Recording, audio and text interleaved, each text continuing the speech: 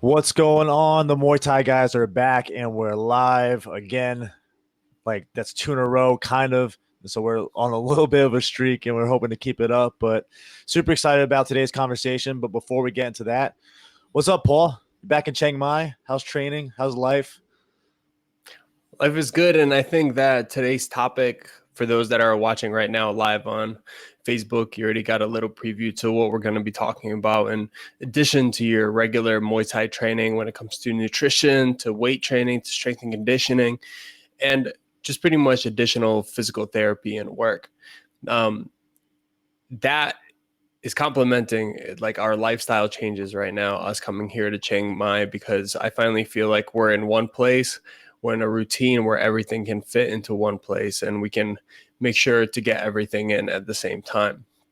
I just made a post just feeling so grateful to be in like a tiny little apartment, looking across the street, just being able to see a little bit of beauty and just having everything by our side. So we have a yoga studio across the street.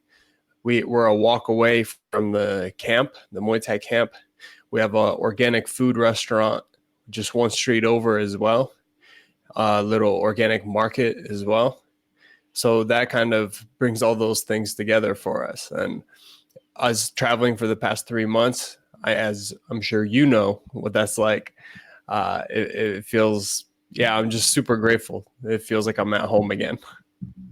Yeah, I know what it's like to just be like uprooted all the time and have that like digital nomad life essentially.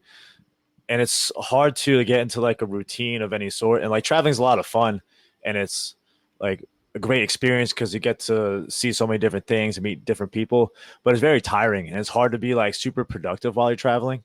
And so the fact that you've been able to like keep the productivity, I've seen that you've been stretching and like doing like the rehab work. And like we're gonna talk more a little bit about that and like Don Heatrick and how he's helped both of us out with our overall strength and conditioning and just biomechanics and everything.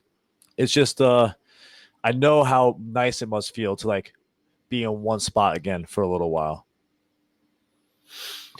Yeah, man. Like I said, sitting here, it just gives us a little bit of time to reflect upon it. And most of the time, there's excuses to everything that comes about. And I finally feel like we're getting inside a rhythm where I'm able to still be productive while being on the road and traveling, whether we're flying around or taking the buses and things like that. I'm finally starting to work in airports, still get the runs in the morning, wherever we end up in a hotel or the gym, and just making no excuses when it comes to it, because I just see how finite this life is.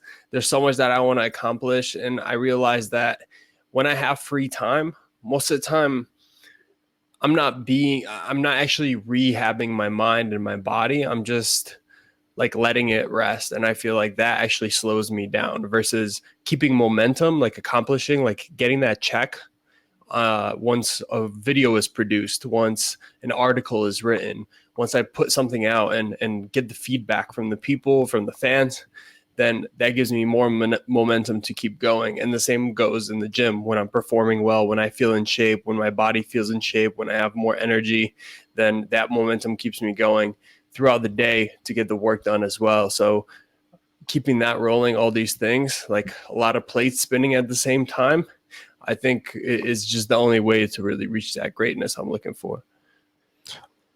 You're preaching to the choir, man. I know exactly what you're talking about. And I think it's an important topic because it kind of segues into what we're talking about in regards to being able to add to your Muay Thai training. Now, I know a lot of people, I get a lot of messages about like not having enough time to train, or even when they do have time to train, it's very limited. And still being able to find a way to make time. One thing I've been like preaching to a couple people, some of my coaching clients and stuff, is like time management is like a super passive thing. You know what I mean? You're managing your time. I'm like about mastering my time. I like want to go after it aggressively, because if I go after my time aggressively, then I'm making so much more progress as opposed to kind of just like piecing things together. And I think having that mindset of you don't have to like just this whole like one thing idea where you should focus on one thing is true when you're doing that one thing. but life is Mm. all about a variety of interests and hobbies and jobs and relationships. And so you want to be great at all of that, but it's super fucking hard. And same with Muay Thai. You want to be great at every aspect of Muay Thai, not just the technique, although technique is important, but also treating your body right so you can train for longer periods of time and just feel like more young in your body. Like I just turned 32 and my ankles are getting like tight up. And for my last fight, I'm just feeling like super tight. I'm like, damn, man, it's like 32. I just like snapped into it. And I'm like, fuck, I need to get back into my mobility work. And so, yeah, man, what have you been able to like juggle in relation to just your training overall? So you obviously do your Muay Thai training. Talk a little bit more about other aspects that you've been focusing on recently. So more recently, it's just been a heavy workload. I've had a lot more clients when it comes to like video production, creating content. For some of them, I don't really even talk about. So some of it has to do with the Muay Thai community, some of it doesn't. So sometimes you see videos popping up from different channels, and they're done by myself, and then there's videos that I work on for my channel myself, which I've actually kind of it's working. It's on the back burner. I've been more focused on like more of the community I have around me within Patreon, without the people that we've been working with physically and working on getting them better, studying their videos, then giving them feedback and working with those clients.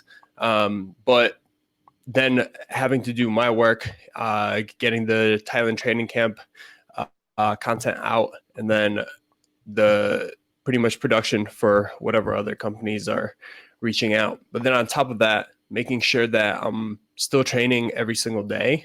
I fought twice in 2 weeks, just a week ago, pretty much before we came up to Chiang Mai. And then on top of it, just making sure I'm doing my rehab and progressing in what I've been pretty much preaching to people to stay healthy. And I have a goal of hitting the most fights in a year that I've ever hit. The first time that I hit over 10 fights was in 2015. And then since that year, it seems like injuries have just been hitting me back to back to back. And the worst year was last year when I had surgery and then 3 major injuries. So, getting an MCL tear, getting meniscus tears. I've had a lot of people reaching out about that. So I'm glad it's connecting with people to see me come out on the other side of that. Like the MCL tears, the meniscus tears, then having facial reconstruction, and then breaking my left hand and rehabbing that. So after a year of only getting 2 fights that I lost by split decision, and now going into a year of having 9 fights in 9 months, my goal is to make it 12 in 12 months. So having a fight every single month the entire year, and then having more fights than I ever had in a year. So pretty much a challenge from going from like the most unhealthy that my body's been, like functionally, to the most healthy it's ever been. There's so many touch points I want to talk about that you just brought up. I guess I'll start with like the fact that you work full time too. A lot of people, like with the digital nomad life, it seems like we don't work a 9 to 5, but we're working and trying to balance a full time job. And one of the things that I get a lot of questions about is how to balance a full time job and relationships and all this kind of stuff with training. And I think you provide a good example of being able to handle all that. And then the second thing that people bring up is like injuries and how to work around injuries. And so I'll be really interested to hear a little bit more. I mean, I know like the stuff that you've been doing, but elaborate like with the injuries specifically. What kind of work were you doing for your knee? What kind of stuff were you doing when you had your hand broken? Were you still training? Like just give us a little bit of insight of how you were able to still maximize your time injured as well. Okay, so before I go into like the technical specifics and mechanical stuff, there's another thing that comes into play, and that's the accountability from other people. So a lot of the accountability when it comes to training itself is the training partners and the gym around me, the coaches, and then 2, it's my own girlfriend, because when I'm at home and I'm getting work done, I'm also thinking about wanting to give that person the attention that they deserve as well, that the piece of time allotted for all of us to kind of, we have to fit all these things, because whenever we let one thing kind of not feel important, then that can affect all the others. And I think we talked about that in a past podcast, but that also makes me super efficient. So I know some people think about it as a thing like, oh man, like that puts too much pressure on me, and as if that's a negative thing. But in my mind, that pressure makes diamonds, right? Like it makes me way more efficient. So when I'm at the gym, I see a lot of people taking a very long time, like 30 minutes, 40 minutes warming up before they get to their core work. And then 30 minutes after, kind of chit chatting, doing things. And like when I keep my conversations, I keep them like really straight to the point, because I know there's also people waiting for me to get things done. So I take that pressure as something that makes me a lot more productive. Right. So for me to like, okay, I got to get this workout done from this time to this time. I got to get the rehab work done for 20 minutes after that. And then when I get home, I have to give this person this type of attention. So then, that person feels fulfilled, and then I can move on to the next thing that makes me feel fulfilled. Right. Like I definitely feel like you need that balance. It's something I struggled with before. But then going into the specific rehab work, I started, which I think everyone should, is with an actual professional. When you have a serious injury, it's not something that pretty much you should be like, okay, well, I'll see, we'll figure it out. I just had someone message me saying, hey, I'm too scared to go to the doctor. I feel like I might need surgery because I think I tore my ACL like months ago, and my knee hasn't been the same. I'm too scared to go into it. I was just wondering, what exercises can I do to heal it? And man, like first you got to be honest. First, you have to get that consultation. You have to make sure you know what the problem really is. Like mine was the MCL, which heals on its own with good rehab, but the ACL doesn't do the same. So unfortunately, most likely you do need surgery. And the faster you come to terms with that, the faster that you become honest with yourself, the faster you can solve the issue, right? So that's what I had to do. I don't want to go to the doctor. I don't want to get MRIs and x-rays and things like that. I barely make enough money as it is from fighting to be able to cover things like that. But I got that done. I went to a physical therapist, pretty much the best one I can find, just to do the minimal number of sessions allotted by my insurance. And then once that was done, I took those programs and I just continued with that band work, with the rehab work that was prescribed by them. And then I did my own research online. And then on top of it, I reached out to another professional, Don Heatrick, that you've also worked with, to pretty much strengthen and make sure that that doesn't happen again. Like me being a tall, lanky guy, having my knees definitely have been an issue in the past. But now I can, like for 2 years. So as an example, I couldn't sit ass to heel. And I'm finally getting to that point where I'll finally be able to do like a full Y crew again. Fucking single pigeon paw or double pigeon paw. It will be the next level. Yes. It'll be the next awesome level. And I think it's really one thing I want to give Don Heatrick a shout out, because a lot of people are always they have a lot of questions about whether you should weight train or body train, or like what are the pros and cons, and how much weight should you be lifting, should you be doing sprints, should you be doing running, and this kind of stuff.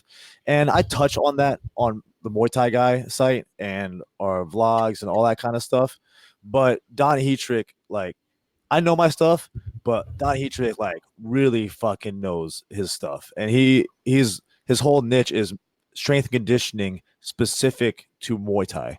And so the fact that he's able to really dive such deep in such a specific subject that's going to help Muay Thai athletes in all forms, he's the guy to go to. And he's given me some like really great advice, because everyone is different, obviously. Like we're all living different lives, we all have different body types, and we do different jobs and so on and so forth.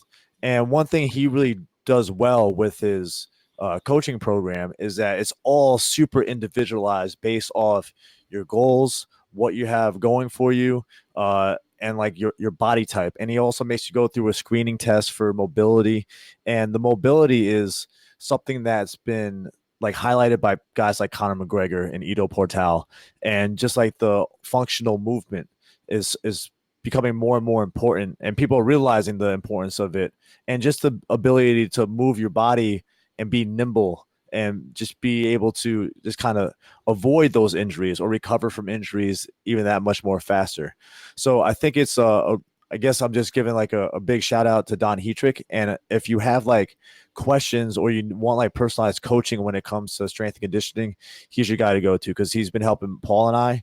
And like I couldn't speak any higher in regards to the service he gives, because like I said, it's super in depth, it's personalized, and he knows his shit. Yeah, I think it'll be good for us to pretty much give our spiel on each one of these topics, and starting with the rehab, since we're already on the topic of what we do week to week to enable us to perform the best that we can, pretty much what we've learned from other professional athletes and what we are doing ourselves. And that'll be different again from myself and from Sean. So one thing will apply to you.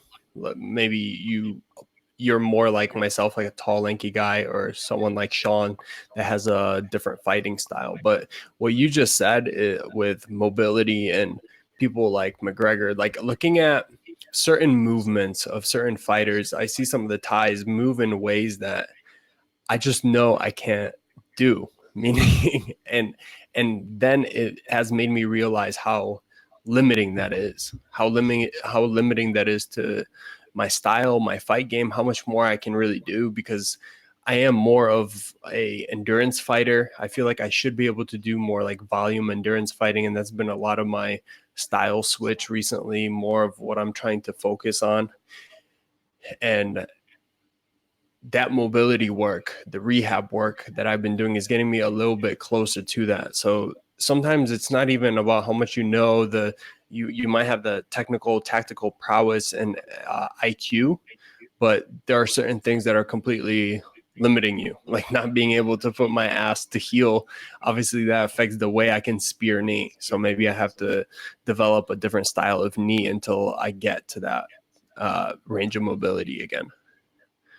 Yeah, there's so many subtle nuances to everything. But like when it comes down to it, like the base foundation is all about mobility and just your body essentially, and like what it's capable of doing with non-specific Muay Thai movements, just as like human primal movements, more or less. And it was really insightful when I did the screening with Don on like my limitations, and like my shoulders. I knew they were always tight, but I didn't realize how tight they were until you actually do the stuff that kind of makes you be like, holy shit, like I guess I need to work on this a little bit.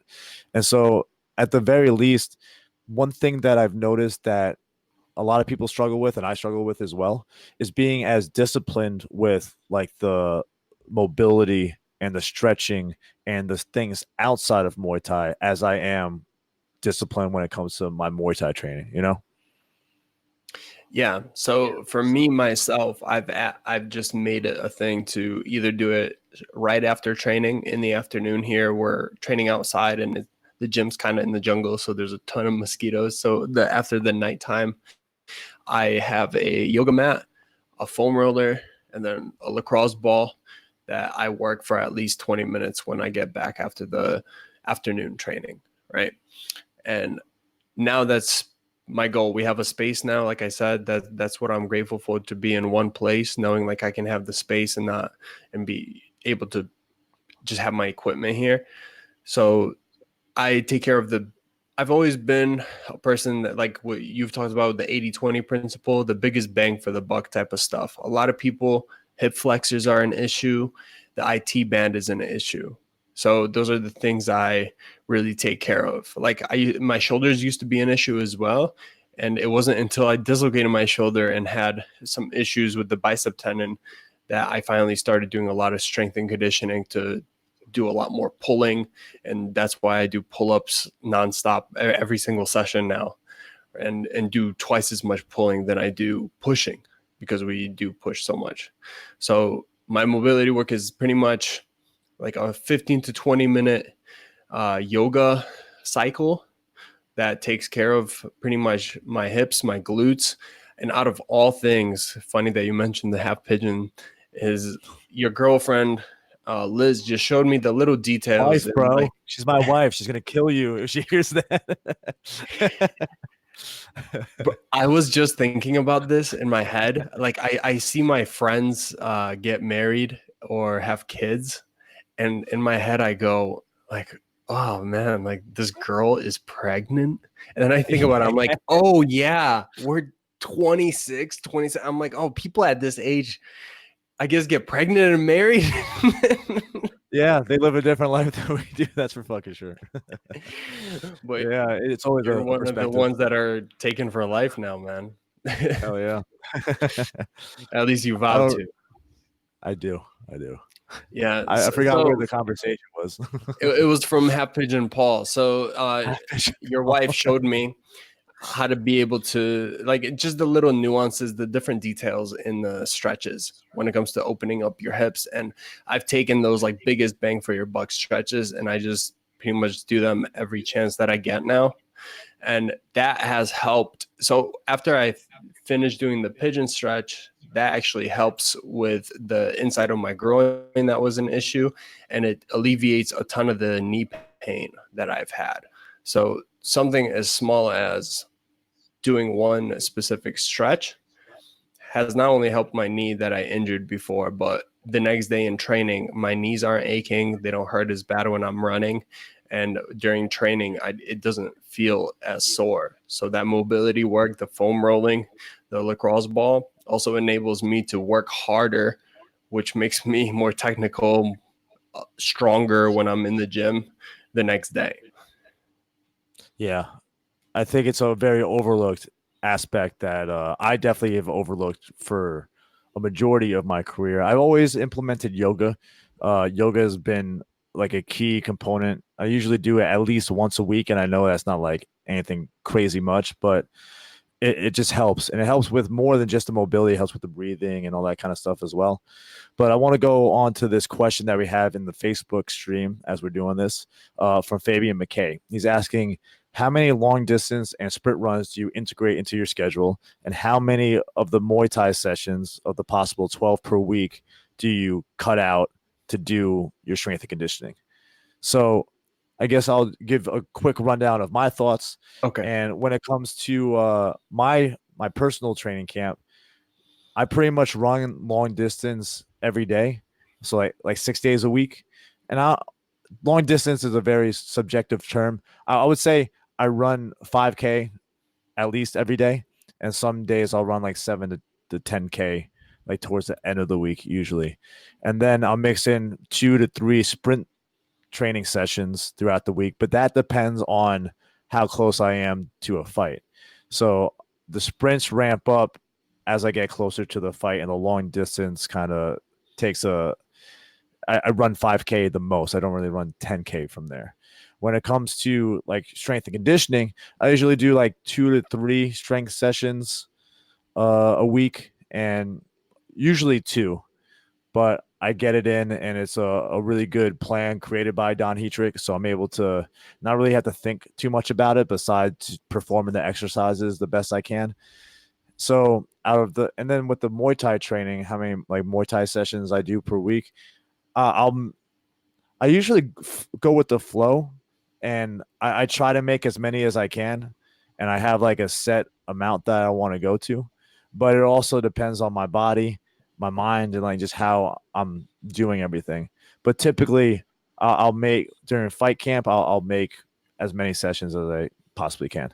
What do you think, man? What's your thoughts on all this? So mine is maybe a little bit more specific. I make every training session. I like the flow here in Chiang Mai because the morning sessions are with the pro team pretty much working together. So we can pretty much play with the intensity ourselves in the morning sessions. And then the evening sessions are pretty much the typical Thai style hard session of, pads, bag work, clinching, sparring. And on Tuesdays, we have a pro sparring day that kind of breaks up the week. It's 10 rounds of 5 minutes each with drilling before and a cool down after. So it's pretty much 2 hours with a full hour of that being sparring. And when it comes to the road work and conditioning, I run every single day, though more recently with Don's programming, it is similar to what you were talking about. If I don't have a specific program, then I'm running long distance 2 days, sprint on the third day. Then to recover, long distance 2 more days, sprint on the third day. So that would be on the Saturday and recover on Sunday, right? So Monday, Tuesday long, sprint on Wednesday, Thursday, Friday long, sprint on Saturday, and high intensity. But now that being with Don, it's a lot more specific. So it's a lot more aerobic work early in the camp. And then closer to the fight date, then we ramp up all the high intensity stuff. And now I'm in the speed phase, the 4th month of the program, which is really intensive. And it's a lot less aerobic work. And it's a lot more like maximum power output, pretty much burnout on the bag, sprints like every other day.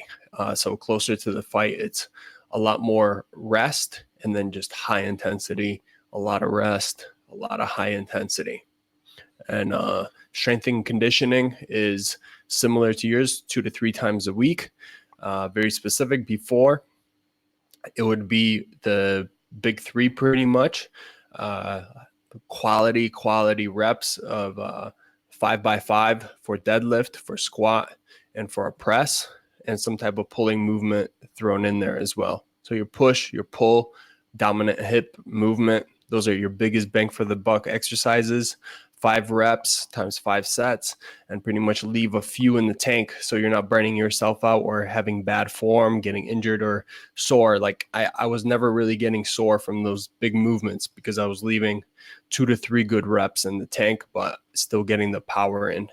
And now with Don, obviously I can't go over my entire program. It's not going to be specific to you, but yeah, it's just pretty much shown to me by him and just specific on every single pound and rep on which day that I'm doing it.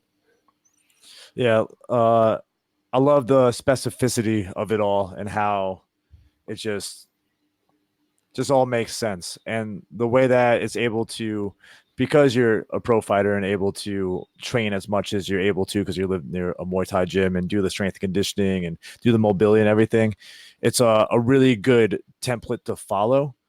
But if you're obviously a little bit busier with family and that kind of stuff, then it's just a matter of taking what Paul just said and applying it to yourself and kind of doing a little bit more of your own research and figuring out what works best for you. We got a good question from UFC fighter Matt Frivola. What's up, homie? He asked, do you guys swim? He swims about 4 to 5 days a week now. He goes in the pool, sore as fuck, and comes out feeling amazing. He swims distance and does sprint work 2 times a week. That's a good call, man. I live right on the sea. I should just fucking jump in and swim laps back and forth.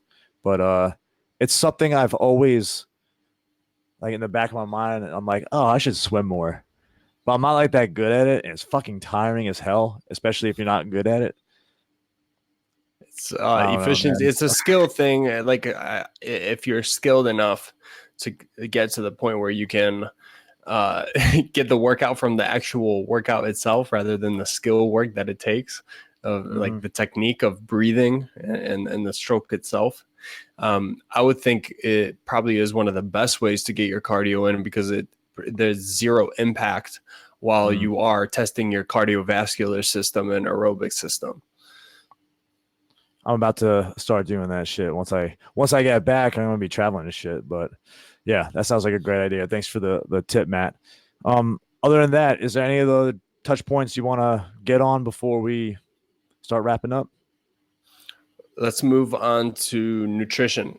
And that'll be our last additional point. That's pretty much what it was your initial main topic that you wanted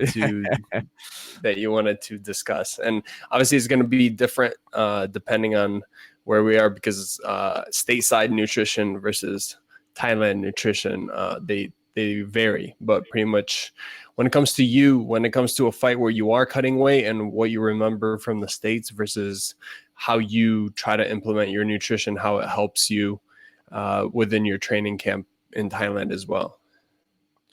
So at home, or what is home, right? When I say home, I don't even know what the fuck I'm talking about, whether it's Thailand or New York. But when I'm in New York and stateside, I would plan my meals a lot more strictly, and I would meal prep and do a lot more. I mean, you have a lot more accessibility to certain things in America than you do in Thailand. Um, I do think my nutrition was overall better in America because I knew what I liked, how to cook. Not that I don't know what I like in Thailand. I know what I definitely know what I like. It's just not the healthiest, best stuff all the time. In Thailand, I pretty much am able to. My metabolism, I don't really get any higher than 76 kilos. I fight between 68 to 72, depending on the day. And I can cut weight just by not eating rice in Thailand, essentially, and noodles and like that kind of stuff. And then it kind of just sheds off. What some of the questions that I was getting in regards to like nutrition, because a lot of people are struggling with just like the weight, not even the weight cutting, but the weight loss in general, just like a general Mm. game plan that they're doing all the Muay Thai training, they're doing cardio and stuff, but they're still not able to lose weight. And if that's the case, then it's just a matter of what I would personally usually advise is that this is like we were talking about with strength and conditioning. Everyone's different. Everyone has a different body type, different allergies, different reactions to certain foods, and yada yada yada. And so there's not one diet that you can recommend that will be a cookie cutter fit for everybody. So what I like to do is I like to be like a guinea pig on myself and go through certain diets and kind of figure out which one works the best in regards to how I feel, my energy levels, am I able to sleep well, and am I able to lose weight? Do I look cut? That kind of stuff. And after you go through a certain, I mean, this is a lifelong project. You're always testing different things. There's not like one certain nutrition plan that you should follow. I think that's kind of limiting your just your life. Like you should be enjoying life a little bit still too, if you know what I mean. But generally speaking, I think it's just a matter of testing out what works, what you think might work best for you, testing out for like a month, documenting it, and then reassessing it and either continuing on with it, whether it's paleo or gluten and dairy free or vegetarian or whatever. So I kind of went off on a little bit of a sidetrack there, but I think it's all relative. So what do you have in regards to advice when it comes to nutrition and overall healthy eating and lifestyle? Well, I think there are a few things that no matter like what body type you have that you can take apart in that will never be a harm to you, and it can only help you. And that's to control the portion and the quality of the food that you take in. For me, it has always been an issue when it comes to portion size. So I've always eaten very healthy, especially when I was in the States and preparing all my food. But the portions would end up being the issue for me. So I would have a healthy food, but I would have a ton of it, like pretty much just to the point where it didn't affect my weight too much, but it definitely worsened my performance when I got to the gym or the next morning, just because I'm digesting it all night long. So what I did to battle that is pretty much be prepared. So as high quality of a food as I can get. So pretty much vegetables, high quality protein. You can't go wrong with that. And then I would just prep for the next 5 days or the week. And then those portions are already set aside before I grab them into my cooler for the day. And that way it's pretty much your discipline, and you're creating this discipline by preparing it ahead of time. Like that's your plan. It's pretty much part of your work schedule. And that way you don't second guess like, well, what am I going to have today? Like, maybe Chipotle is like the healthiest option here, so I'll go to Chipotle for lunch. Instead, you already have a portioned out meal that you know is not going to make you too full, that you already know is healthy, and you have it on you on the road, and you have no excuses. So the quality and the portion size can always be helpful. How I did it when I was in the States is the morning sessions. When you're in the States, you're not getting as many hours of training in as you were here, doing it full time. So like 5-6 hours of training every single day. Like this is life, Muay Thai Thailand, right? So back home, it would be a part of my day where in the morning it's cardio and an easier session. So I would do the whole intermittent fasting. That's like a huge fad now. But in my eyes, it's a great way of getting your day started where you're on an empty stomach, you're working, you're doing your aerobic training, which is known to pretty much run on fat. So you can run that from the day before, whatever you ate the day before, and work out empty in the morning. Maybe you feel a little bit lighter, a little bit faster, and then you're not taking in sugar, where then you have a dip later in the day that you have to refill. So that's what I found, that if I was eating too early, sugar too early in the day, then I'm taking this dip later in the day that I need to pretty much put back in my body. And then it's a vicious cycle throughout the day. So staying away from the sugar until later in the day, just to pretty much refill my body for the next session ahead. So until like 12, 2 o'clock, no food. Then I'd have my next session and have a little bit of fruit beforehand, and then my big meal after the second session. Yeah, intermittent fasting has been a little bit of a fad, but I think it's going to be more than just a fad, in the regards that a lot of like hard science is coming out to the benefits of like timed eating in one form or another. And I recently began like consciously doing it. I think I was doing it a little bit before, just with my general eating habits without like really paying attention to it. But now I try to do like a 14 to 16 hour fast most days, and pretty much just skip breakfast and then have breakfast for lunch, and kind of like the same thing, you know? So I think nutrition is something that is always evolving, and it's always something you have to kind of keep a pulse on, but you always have to be experimenting and trying as well, while keeping some of the key, like eating real food as much as you can, like actual food, not processed stuff. That's always a good option. Avoiding the sugar, like you were saying. Like there's these little things that apply to everybody, but then you have to dig a little bit deeper and see what applies specifically to you, your life situation, and so on and so forth. So I think, yeah, I think we have a lot more to say about nutrition, and it's such a lengthy topic that we should probably end up doing a separate podcast specifically on that. But generally speaking, I feel like we're given advice that kind of can apply to a little bit of anybody's situation. Yeah, definitely. And when it comes to fasting, it's been something that spans across different cultures, different religions, and it's a common thing pretty much worldwide. Why I think it works is just pretty much letting your body recover and then detox itself from whatever you put in it that might have made you feel ill or bloated or whatever it may be. I feel like it's a good reset for us not to just engorge in whatever food our body desires, our mind desires.